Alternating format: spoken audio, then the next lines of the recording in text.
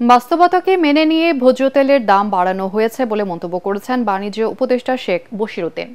পুকুর নয়, গত 15 বছরে দেশে সাগর চুরি হয়েছে জানিয়ে তিনি বলেন, রমজানে বাজার নিয়ন্ত্রণে কাজ করছে সরকার। রাজধানীতে ইকোনমিক রিপোর্টার্স ফোরামের পুরস্কার বিতরণী অনুষ্ঠানে উপদেষ্টা এসব কথা বলেন। আরও জানাচ্ছেন সৈয়দ রিয়াজ।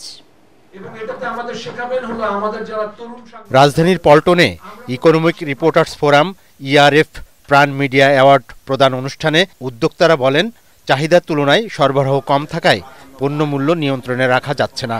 আমরা যদি আমাদের উৎপাদন বাড়াতে পারি বাংলাদেশে, তাহলে কিন্তু আমরা আগামী দিনে কিন্তু কৃষির জন্য সুফল বয়ে আনতে পারবো এবং মানুষের জন্য কিন্তু সুফল বয়ে আনা যাবে। দ্রব্যমূল্য নিয়ে শুধু বিদেশি নয়, দেশীয় গণমাধ্যমও অপপ্রচার চালাচ্ছে অভিযোগ করে প্রধান উপদেষ্টার প্রেস সচিব বলেন, বর্তমান সরকার স্বচ্ছতাকে চ্যালেঞ্জ হিসেবে নিয়েছে। আমরা যে ফুড বাস্কেট দেখছি সেটাই কিন্তু একদম নোটিসেবল চেঞ্জ কিন্তু আমরা দেখছি, স্টিডিলি দাম কমছে, কিন্তু সেটা রিফ্লেকশন আমরা রিপোর্টিংয়েও দেখছি না। এবং আমরা যারা কমেন্ট্রি করেন তারা অনেক ধরনের এই পুরো জিনিসটা অনেক ধরনের জেনারেলাইজেশন করছে।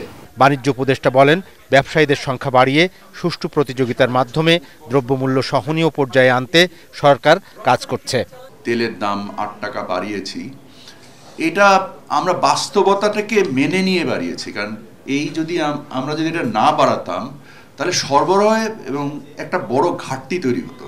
আমাদের রমজানের যে প্রয়োজনীয় যেসব দ্রব্যগুলো বাজার স্থিতিশীল থেকে যেন নিম্নগামী থাকে। অনুষ্ঠানে কৃষি ও কৃষি প্রক্রিয়াজাত খাত নিয়ে করা সেরা প্রতিবেদনে 3 ক্যাটাগরিতে 10 সাংবাদিককে ইআরএফ প্রাণ মিডিয়া অ্যাওয়ার্ড দেয়া হয়।